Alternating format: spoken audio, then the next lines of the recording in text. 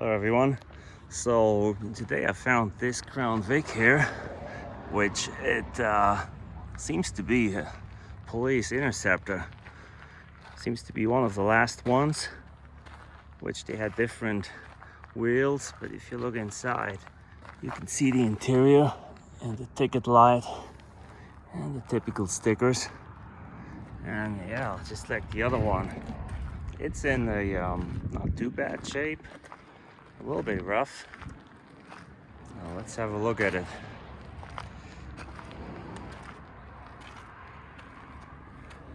I can't tell you how many miles it has because I can't read them from here. It's pretty dirty inside. Needs to be cleaned for sure.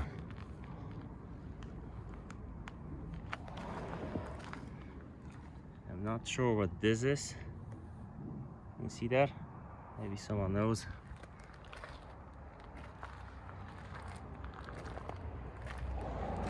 Got some peeling paint here.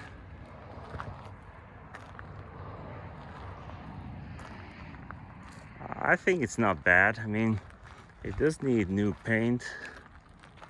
You can tell it has been touched up on the roof. But after all, it's not too bad.